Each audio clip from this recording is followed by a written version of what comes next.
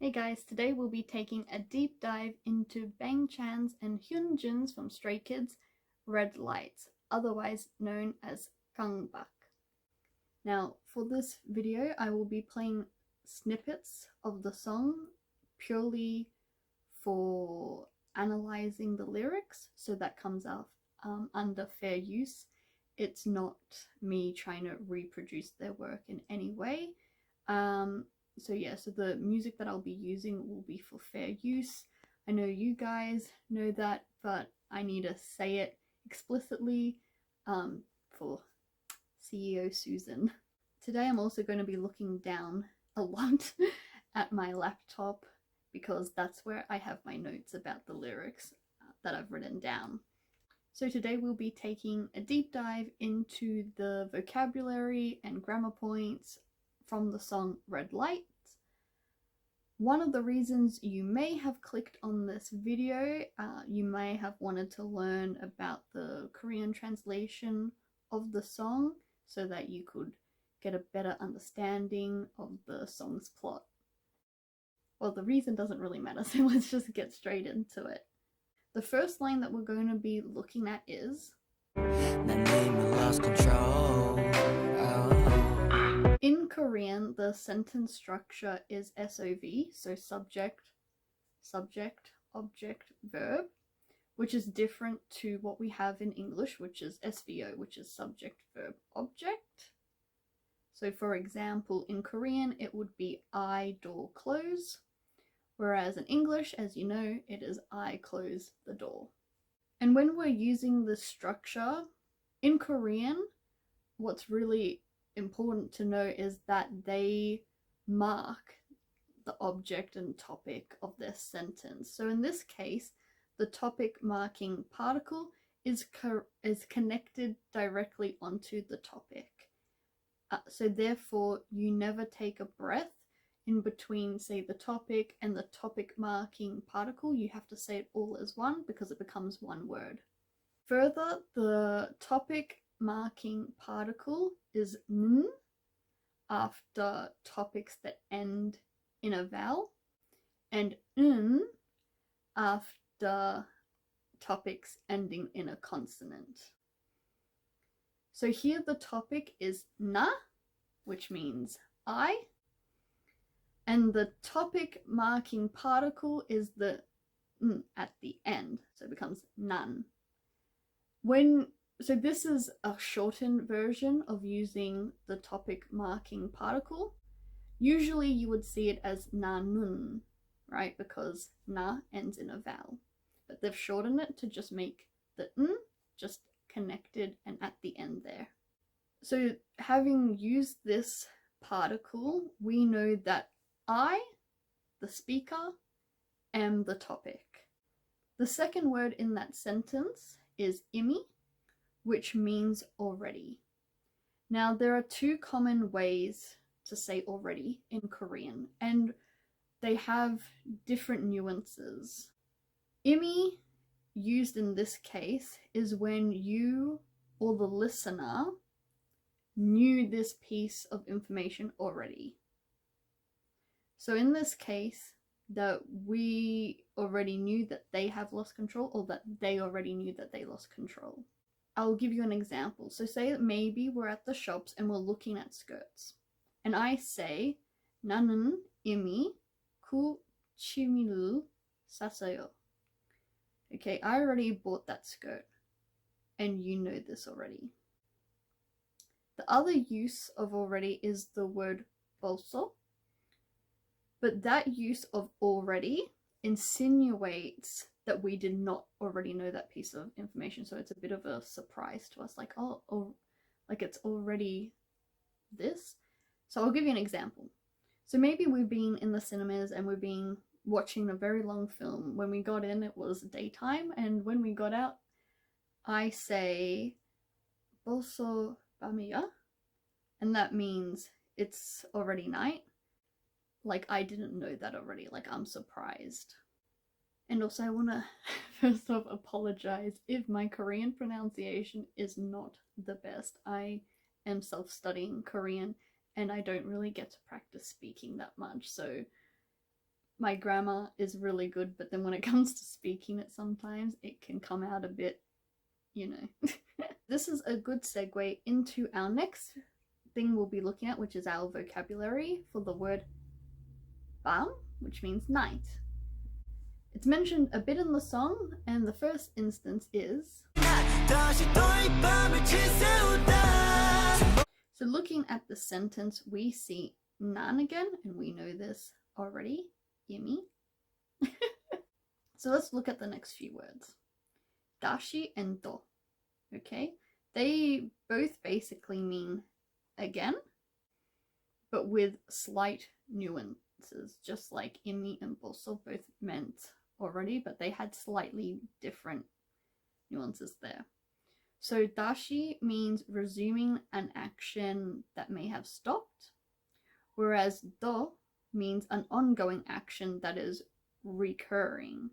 So the Naver Dictionary defines it as once more.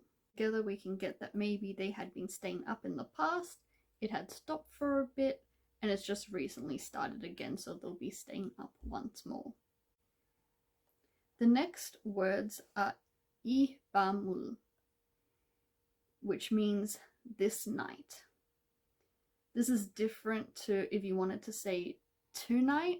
So if you want to say tonight, then it's 오늘 밤, which literally means today night. 이 in this sentence is a determiner pronoun, and it means this. 밤 means night, with the ul is the object marking particle.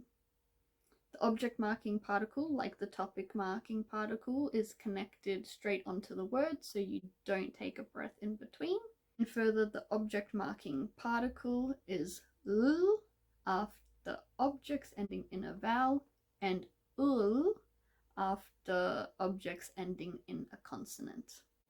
밤 is the object meaning night, and the object marking particle is the ul, because 밤 ends in a consonant.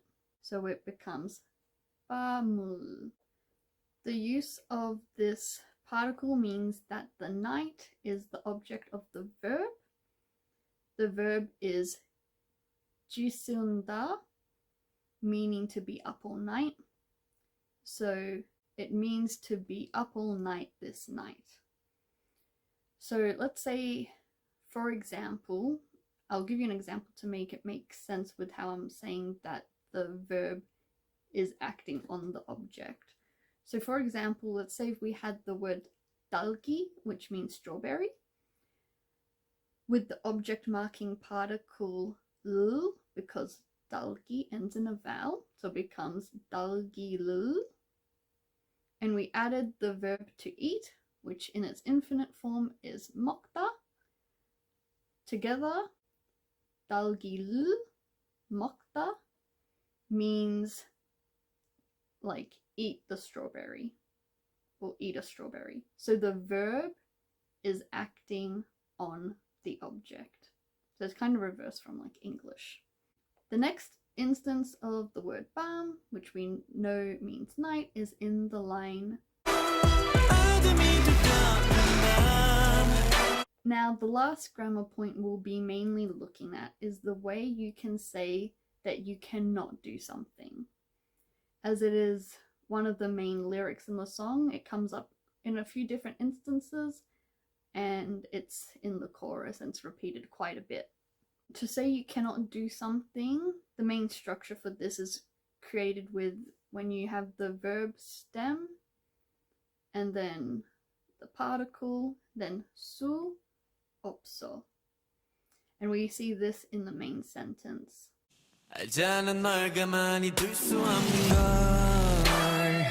Let's look at the start of the sentence, and that begins with 알잖아.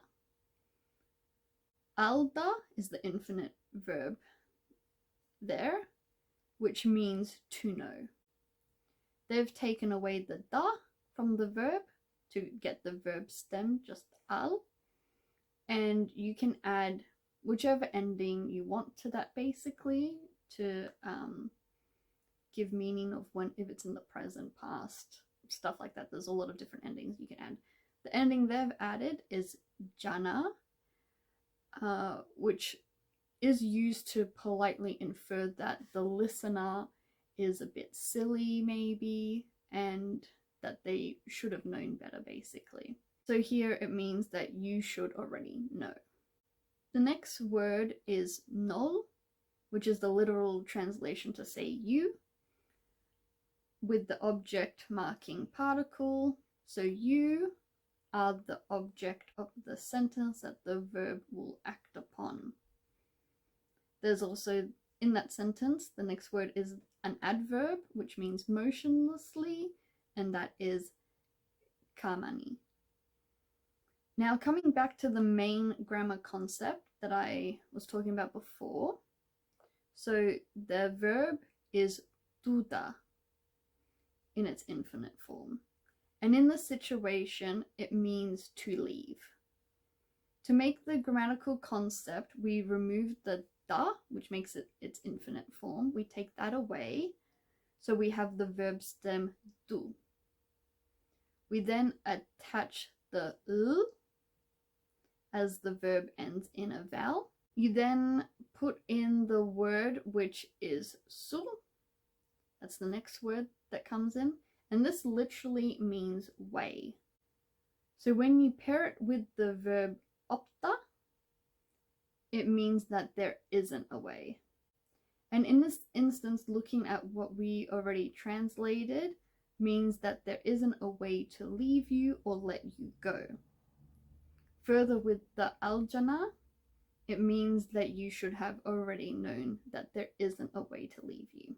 Also, another point here is that they've used the grammatical form of opso, the suopso, rather than using the structure that they could have also used like mot, which would have had a very similar literal translation of cannot do something, but again, it's a different nuance. So using mot, it means that your physical ability isn't a factor in making you incapable of doing something. All right, but rather you're choosing not to do something. But using the suopso, this still means cannot, but it means that you cannot in the sense that you physically cannot, you're physically incapable, you literally cannot, like there is no way. So let's say, for example, someone's asking me to move something and my hands are broken, and I would use suopso because literally I can't move the thing, my hands are broken, I physically cannot do that. But then if someone asked me like move something, my hands weren't broken and I was just lazy and I was just like, no, I don't really want to, I can't be bothered, then you would use mot, like I'm choosing kind of not to do that. With the end of the sentence, they have then added the particle n to opso, and this is further paired with the final word in the sentence goal. This structure you add to an end of a sentence, so you would attach it to the verb, which in this case is opso, and it is used to explain one's thought or reason for their argument. So adding this grammatical concept to the end means that the whole sentence that you've said was because you were explaining your reasoning, basically. So we put the whole sentence together now after dissecting it like a surgeon. We can conjure up the idea that from their perspective, you should already know that they cannot physically leave you alone, and that's their reasoning as to why they're not letting you go. Which makes sense because the title kangbak means compulsion, so it makes sense. Okay, so that was a deep dive into the song Red Lights. I hope you enjoyed it. Leave in the comments if you have any other songs you would like me to do a little analytical thing on. And let me know what you think of the song as well, because I definitely love it. And yeah, make sure to like this video if you liked it, and make sure to subscribe. So thank you guys, I'll see you in the next one. Bye.